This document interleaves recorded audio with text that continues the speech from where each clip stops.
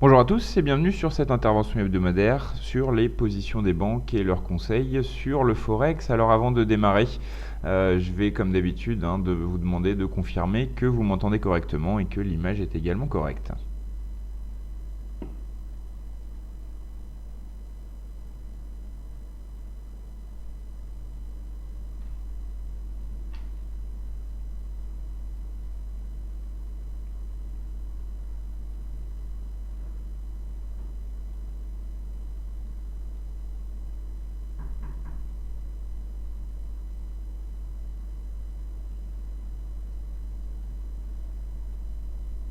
Alors je rappelle que j'attends votre confirmation que vous avez le retour d'image et de son correctement.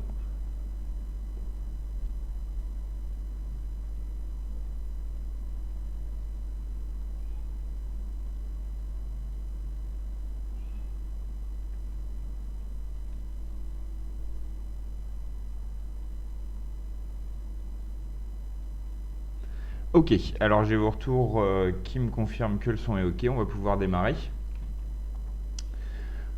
Donc alors je rappelle tout d'abord le principe de ce webinaire, c'est un webinaire présenté par professeurforex.com pour DailyFX et FXCM. On y parle du portefeuille des banques. C'est un service qu'on édite et qui est notamment accessible gratuitement pour les clients FXCM. Ce service consiste pour nous à rechercher et compiler des positions et des conseils en provenance de grandes banques et à vous les présenter sous forme de tableau avec d'un côté les positions en cours et de l'autre côté les positions en attente. Alors il y a plusieurs caractéristiques importantes sur ces conseils. La première, c'est que c'est des conseils de swing trading et de moyen terme, ce qui est assez rare. La plupart du temps, les services de signaux de trading et les conseils de trading, c'est souvent de l'intraday, voire du scalping.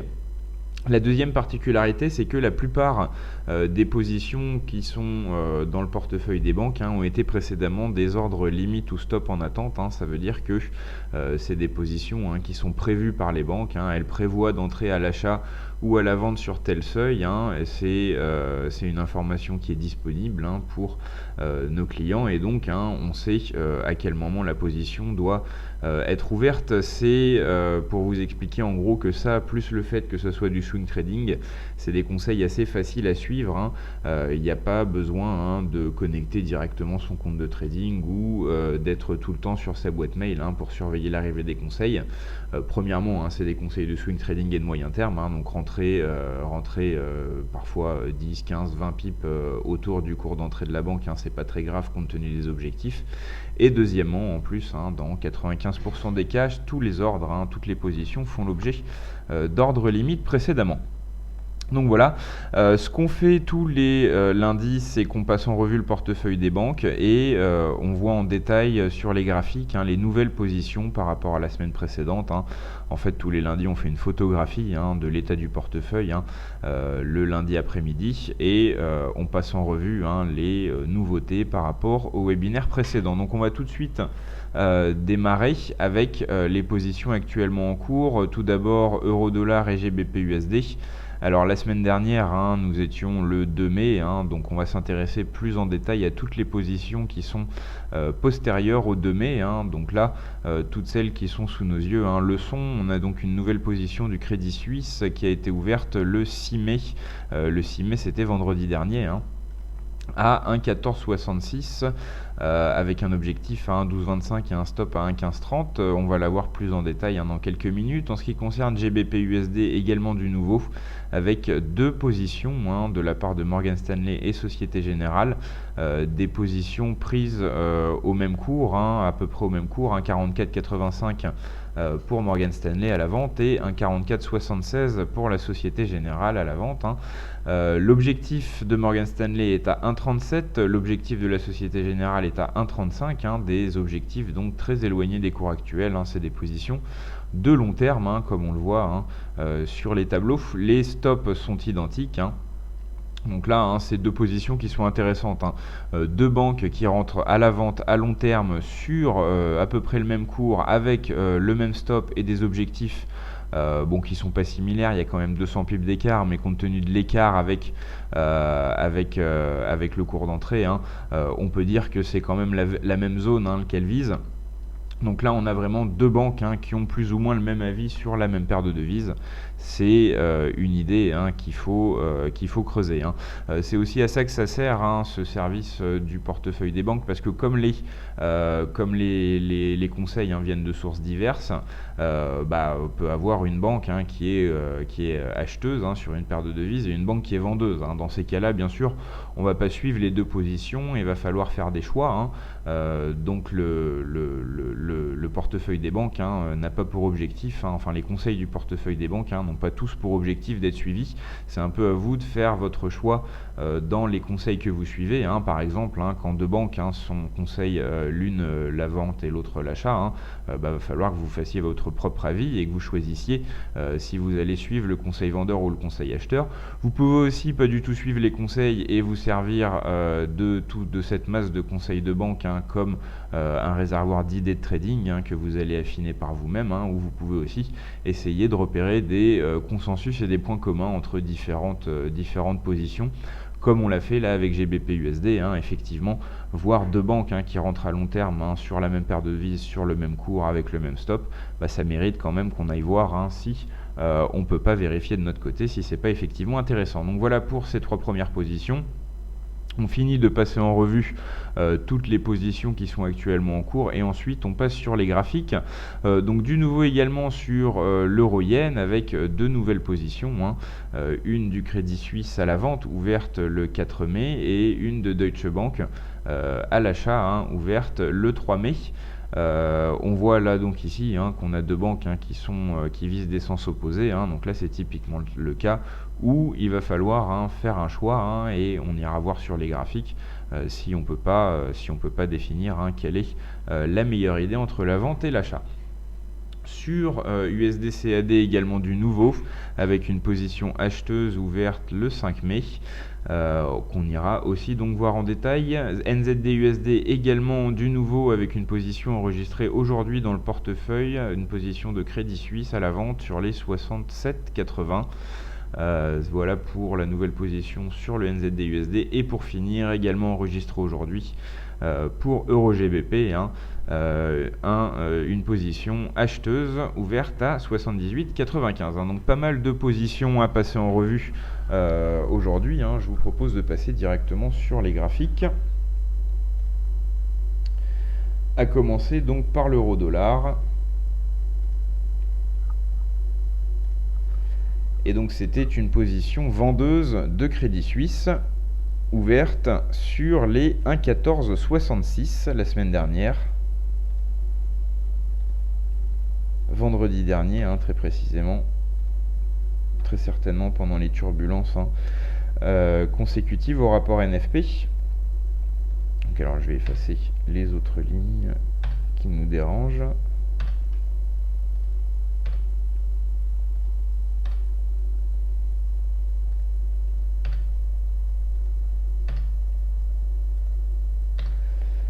L'objectif est à 1,1225.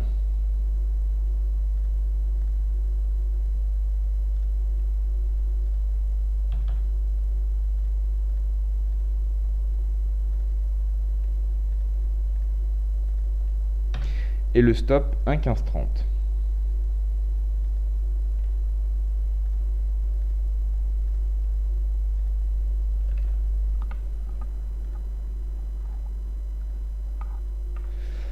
Voilà, donc la première chose à vérifier quand on analyse un conseil, c'est de vérifier si la gestion du risque est OK, si on a bien un objectif qui est plus large que le stop. Là c'est le cas, on le voit visuellement assez facilement. On voit d'ailleurs que le stop est très certainement graphiquement lié à ce sommet qui date du 4 mai. Le point d'entrée, donc on est rentré vendredi sur ce pic là, la banque est entrée à la vente vendredi sur ce pic là. Pour l'instant c'est une bonne idée vu que on est effectivement en baisse depuis le cours d'entrée à 1,1466. Au moment où la banque est rentrée, elle devait certainement avoir en vue ce plus bas également du 4 mai, le range du 4 mai, le sommet, le pic et le creux du 4 mai qui ont servi de point d'entrée. et de stop. En ce qui concerne l'objectif, on voit que c'est à peu près les derniers plus bas importants en date, à savoir ceux de la fin du mois d'avril. Donc là, une position dont les objectifs s'expliquent, dont les seuils s'expliquent facilement d'un point de vue graphique. Et puis pour l'instant, c'est une bonne idée. On a déjà fait environ un tiers du chemin vers l'objectif. Donc tout se passe bien pour cette position, je le rappelle, de Crédit Suisse qui donc vise les 1,1225 sur l'euro-dollar. On va maintenant passer à GBP-USD pour laquelle on a deux positions qui vont dans le même sens à passer en revue. À commencer par Morgan Stanley, donc également vendredi dernier, qui entre en position à 1,4485 à la vente.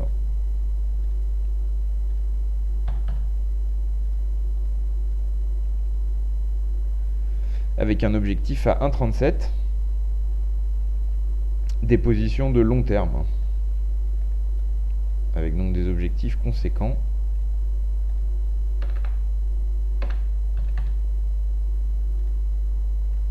On va même passer en données 4 heures pour pouvoir plus facilement pointer ces positions.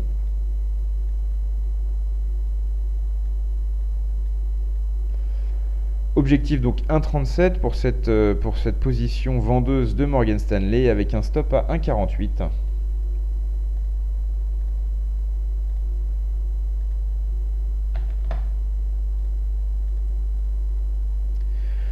Voilà, donc là, la gestion du risque est OK.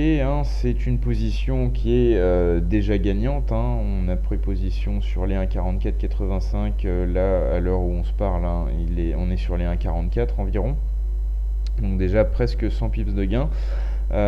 Et puis un objectif par contre assez ambitieux. On voit, alors on va passer en données journalières pour voir depuis combien de temps ce seuil des 1,37 n'a pas été touché.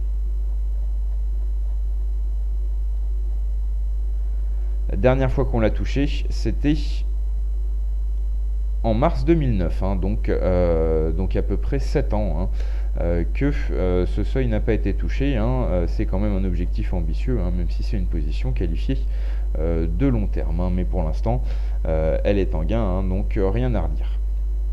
L'autre position sur GBP-USD était une position également de long terme de la part de Société Générale. Le cours d'entrée est de 1,4476.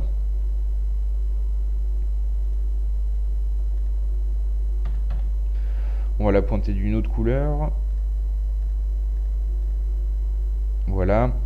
Même si les deux lignes sont presque confondues vu la proximité des cours d'entrée. L'objectif est à 1,35, moins ambitieux.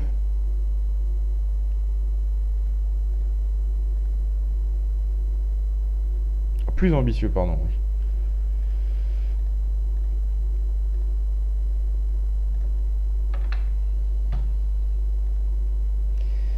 Et le stop est identique, on l'avait déjà dit, sur les 1,48. Donc là, la seule chose qui change, en gros, c'est l'objectif. Et l'objectif, ça fait donc... Ah voilà, alors l'objectif, il correspond au plus bas, très important, du mois de janvier 2009. Donc voilà, des objectifs ambitieux pour ces deux banques. L'une est plus ambitieuse que l'autre, avec des stops identiques et des cours d'entrée identiques. C'est effectivement une position qui semble intéressante. Si on regarde, là on est en données journalières toujours. Si on regarde la tendance, de GBP-USD, on voit que depuis la fin du mois de février, on a été dans une phase d'incertitude, et puis après ça s'est concrétisé par un rebond qui s'est essoufflé à l'approche des 1,48. Là on a donc la possibilité de voir la paire retourner en alignement avec sa tendance de fond baissière. On voit qu'il y avait à peu près une ligne de tendance, qu'on l'a testée et qu'on revient dessous.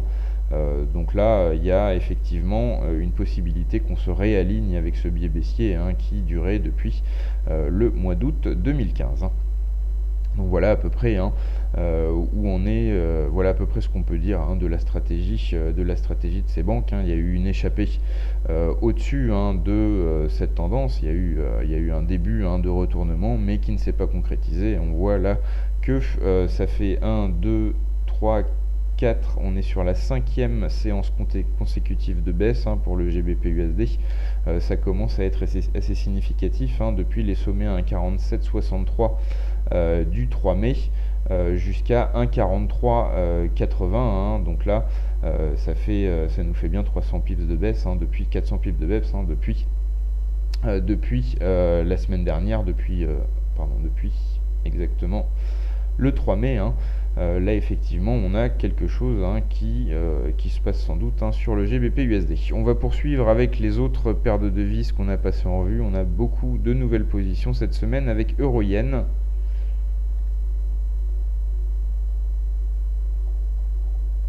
Euro-Yen, comme on le voit là, on est en données journalières, on a une belle tendance baissière également. On va passer en données horaires parce que c'est une position de court terme qu'on va étudier, une position vendeuse ouverte le 4 mai par Crédit Suisse sur les 123.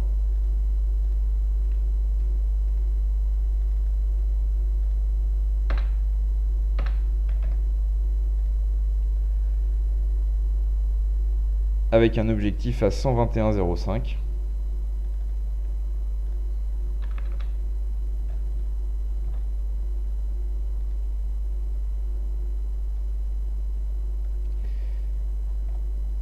Et avec un stop à 123,62. Voilà, un stop qui a été touché presque en direct. Bon, je prépare ces diapositives pas 5 minutes avant le webinaire, donc forcément c'est quelques heures avant. Là, le stop a été touché, on le voit bien, 123,62 le stop, et là on est sur les 123,65. Donc cette position vendeuse n'était pas une bonne idée de la part du Crédit Suisse. On a par contre la position acheteuse de Deutsche Bank qui se passe bien, vu qu'elle est rentrée sur les 122,60.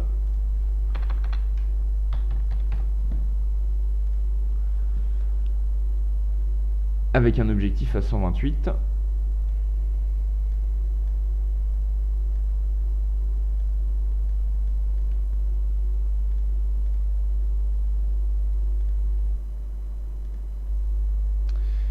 Et avec un stop à 120.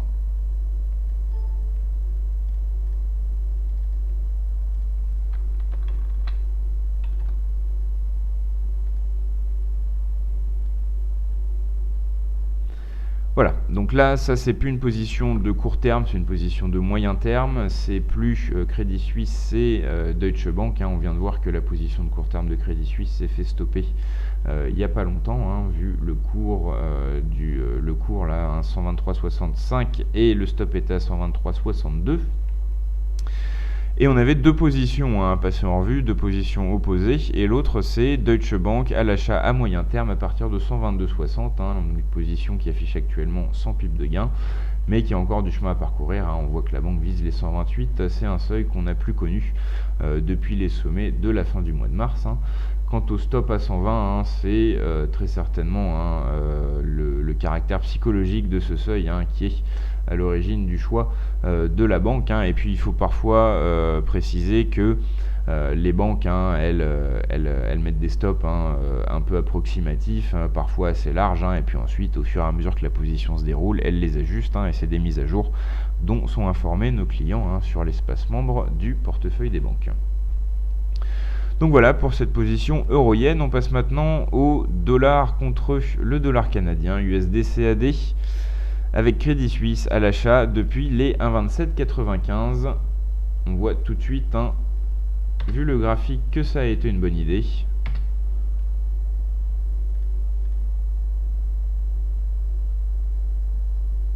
« 1,2795 pour le cours acheteur. 1,2985 pour l'objectif, et on l'a touché. Voilà, c'est une position qui n'est donc plus en portefeuille, qui a touché son objectif. Il y a eu quelques mouvements sur le marché ces dernières heures. Des objectifs ont donc été touchés. L'objectif à 1,2985 a donc été atteint pour cette position acheteuse USD-CAD qui a été ouverte le 5 mai, donc elle n'a pas duré longtemps cette position, ouverte jeudi dernier, et objectif atteint dès ce lundi.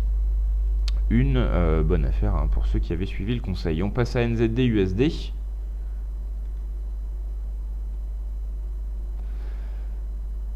Avec une position, toujours du Crédit Suisse, une position vendeuse.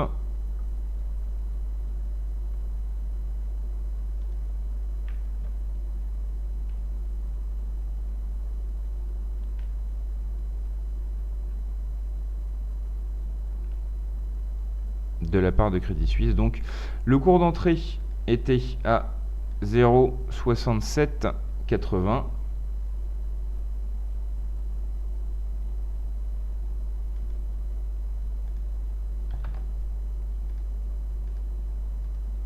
Voilà.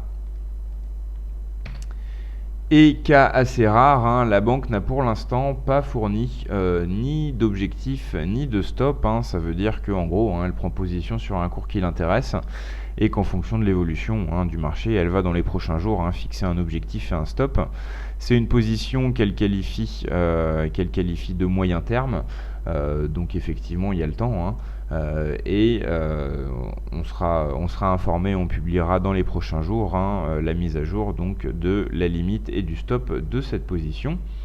Là pour l'instant, hein, elle est plutôt neutre. Hein, à l'heure où je vous parle, on est sur les 67,80 et c'est une position hein, qui a été prise sur les 67,80 justement. On va terminer avec les positions en cours avec EuroGBP, une position enregistrée aujourd'hui dans le portefeuille, une position acheteuse de Citi, une position acheteuse à 0,7895.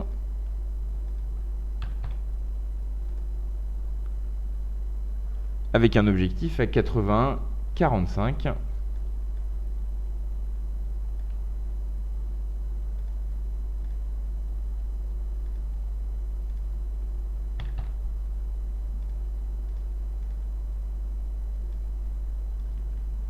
Et avec un stop sur les 77,85, une position de moyen terme.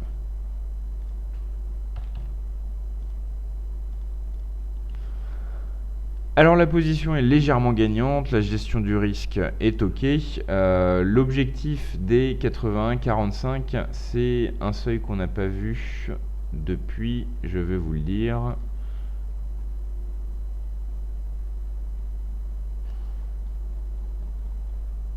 c'est un seuil qu'on n'a pas vu depuis fin mai, début juin 2014. Hein.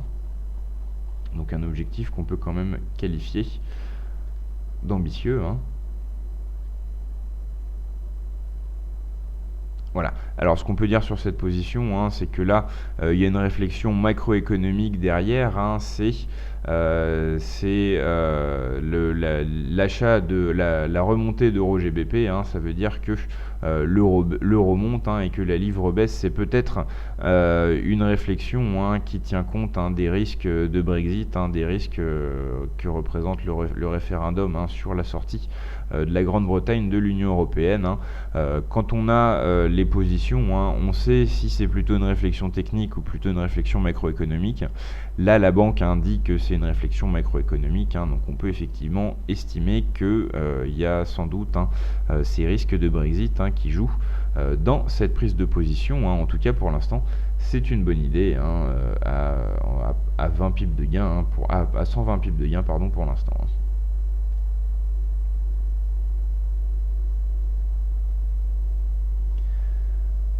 Alors, on va maintenant passer aux positions en attente. Hein. Je vérifie de temps en temps s'il n'y a pas de questions. Voilà. Alors, les ordres limites en attente, qu'est-ce qu'on a de nouveau? On a sur Euro-USD, on a un vieil ordre limite qui date de fin avril de la part de Merrill Lynch, hein, dont on a pu parler plusieurs fois. Un nouvel ordre limite de vente de la part de Crédit Suisse sur GBP-USD qu'on va voir en détail. Ordre limite d'achat de Crédit Suisse toujours sur USD-CHF. AUD-USD également du nouveau avec un ordre limite de vente et Euro-GBP du nouveau également avec un ordre limite d'achat. On va donc passer toutes ces positions en revue, hein, vu que la plupart hein, sont nouvelles.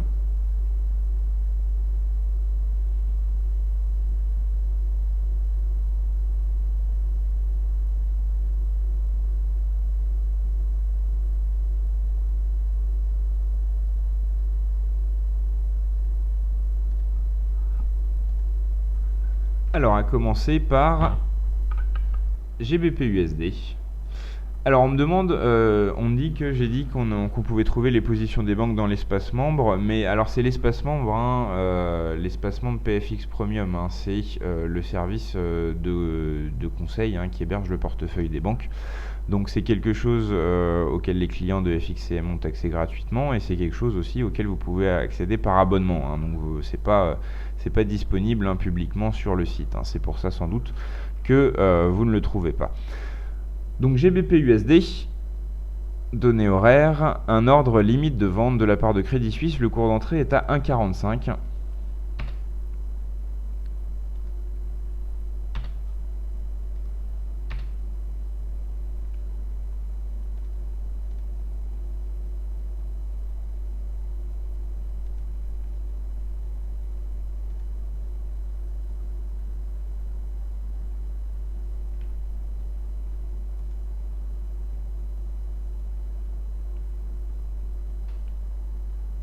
L'objectif 1,43.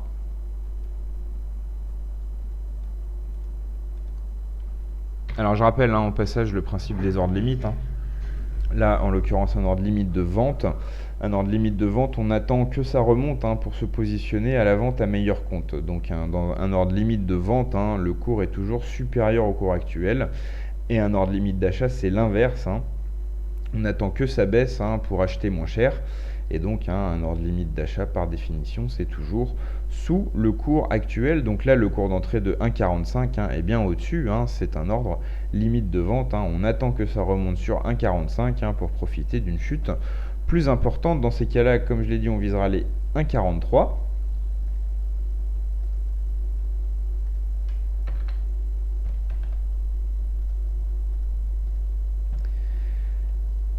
Et le stop sera à 1,4576.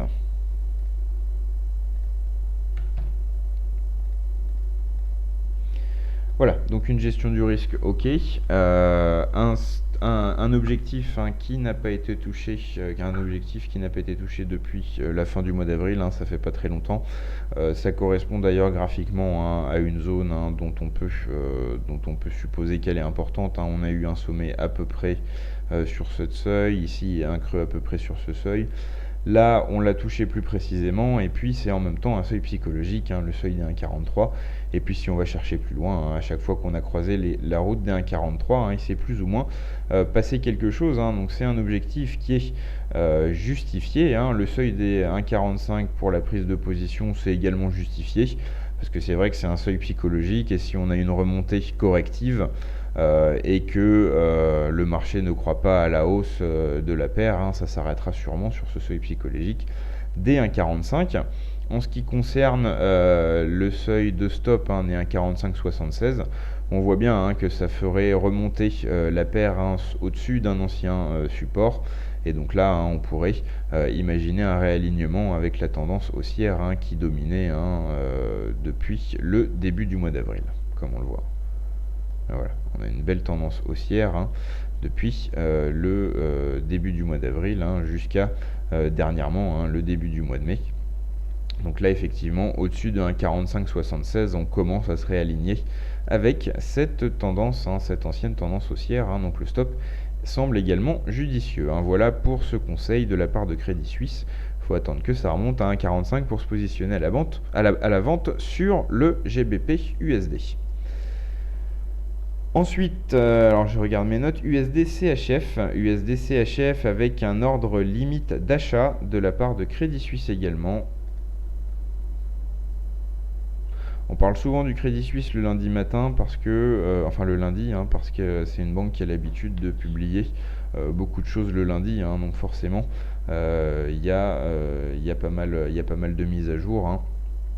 Et donc là, il n'y a pas de position aujourd'hui, hein, pour Crédit Suisse, hein, mais c'est vrai que c'est une position, hein, c'est une banque qui envoie pas mal de positions, c'est pour ça qu'on la retrouve souvent. Et c'est aussi une banque qui annule pas mal de positions. C'est aussi quelque chose dont il faut être informé. On a des positions, des ordres limites qui sont annulés, qui sont jamais déclenchés, des positions qui sont fermées avant leurs objectifs ou avant leur stop. Et ça, c'est des informations qui sont accessibles via des alertes qu'on envoie à tous nos membres. Donc c'est quand même un service assez vivant qui met à jour les positions. Donc c'est vraiment quelque chose qui profite à pas mal de nos clients. Et qui fournit, et je le rappelle, des idées de trading, surtout de swing moyen terme.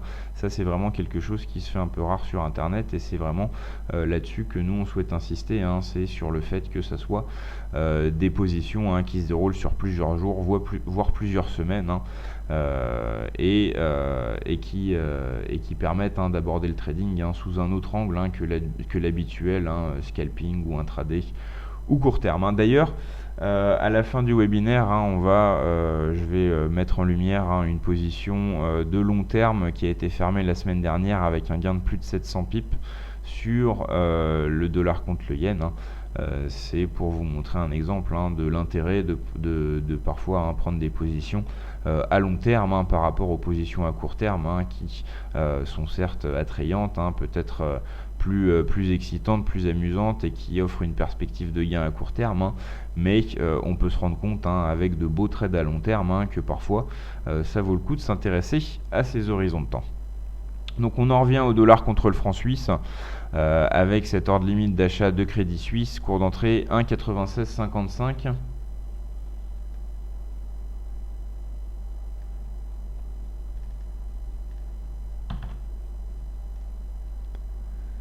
Objectif 98,80.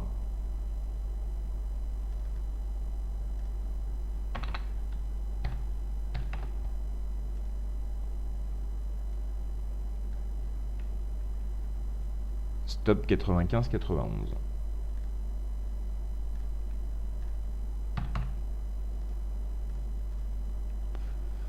Alors là, on voit que la gestion du risque est correcte. Je rappelle, première chose à vérifier.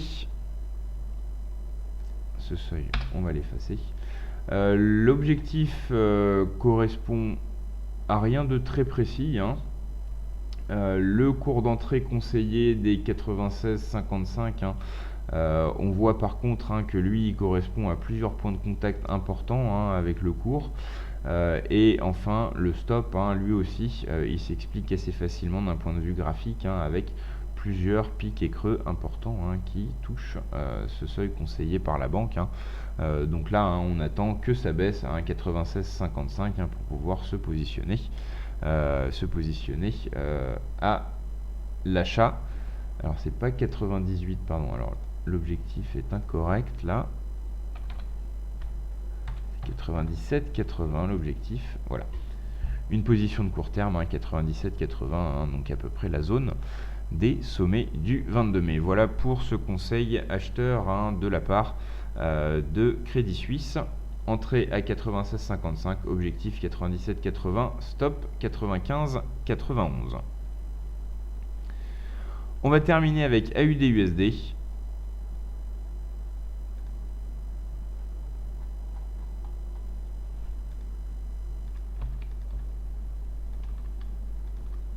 AUD-USD et un conseil vendeur de la part de Crédit Suisse, un ordre limite de vente avec un cours d'entrée à 0,7390.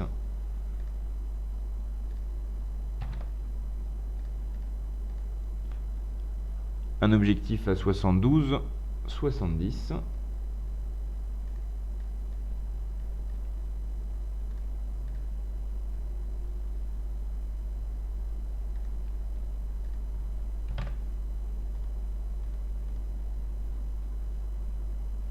Et un stop à 74,50.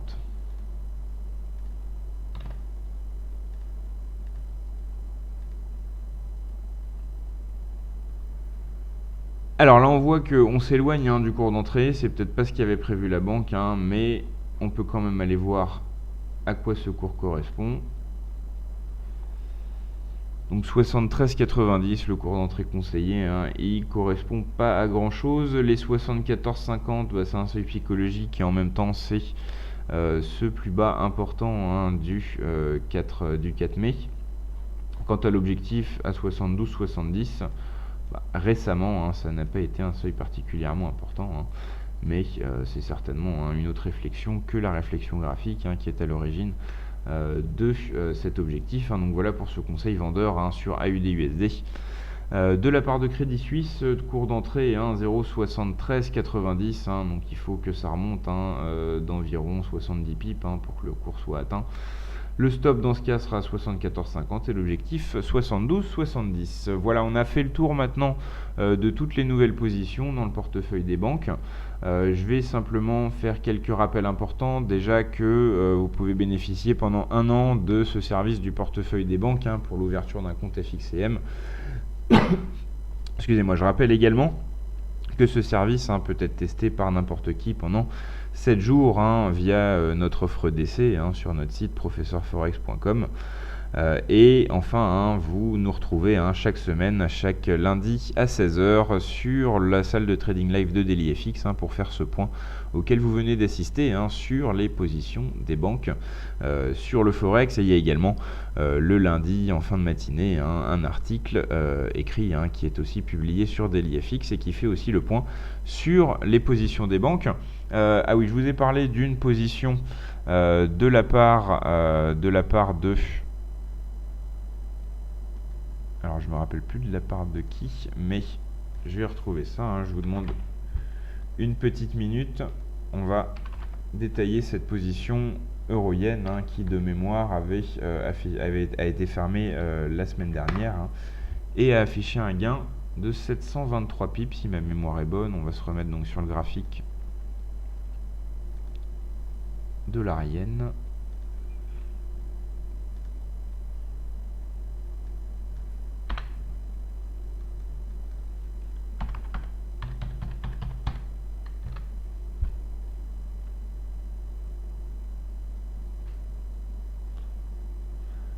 Alors je recherche dans la liste des positions de la semaine dernière, une petite minute.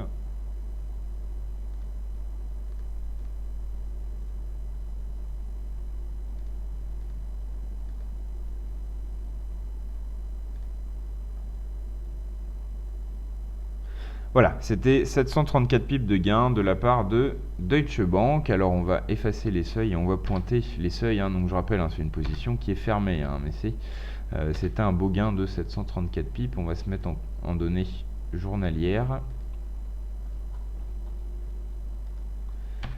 Alors c'est une position qui a été ouverte le 22 février à 113,20. Alors on va pointer le seuil des 113,20.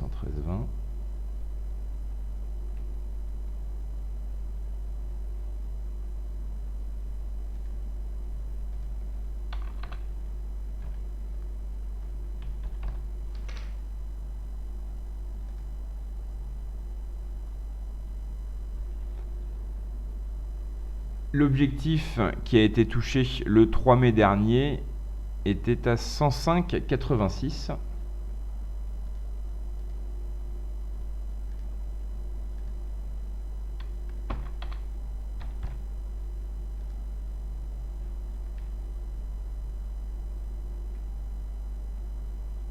Et le stop, alors j'ai pas les données du stop, hein, sur l'historique des performances, hein. C'était une position de moyen terme prise sur la base de facteurs macroéconomiques, hein, de la part de Deutsche Bank, hein. Donc on voit là sur ce, on va passer en données 4 heures, hein. Voilà, donc on voit une position qui a été prise donc par là, hein, et qui s'est révélée, qui a été confortable, hein, vu qu'elle s'est révélée gagnante, hein, dès les premiers jours, dès les premières semaines. Elle a donc été tenue, hein, depuis le 22 février, mais ça n'a pas été les montagnes russes, hein. Elle a été en gain, hein, quasiment jusqu'à ce qu'elle soit fermée, donc la semaine dernière sur les 105,86. Donc voilà, hein, ce que ça peut être l'intérêt, hein, de garder une position plusieurs semaines, hein, de s'intéresser à ces horizons de temps, hein. Un gain de 734 pips en une position, hein. C'est des positions comme ça, il y en a on va dire une dizaine par an, hein, dans le portefeuille des banques, hein. Je me rappelle de mémoire une position de 900 et quelques pips, hein, gagnée sur l'euro-dollar de la part de la Société Générale l'année dernière. Mais il y a comme ça, hein, quelques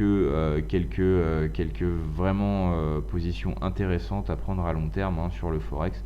C'est pas forcément un marché destiné qu'au trading de court terme, hein. Voilà, sur ces dernières paroles, je vais vous souhaiter une très bonne semaine de trading. Et je vais vous donner rendez-vous donc la semaine prochaine à 16h, lundi à 16h, pour faire un nouveau point sur les positions des banques et leurs conseils sur le Forex. Bon après-midi à tous, au revoir.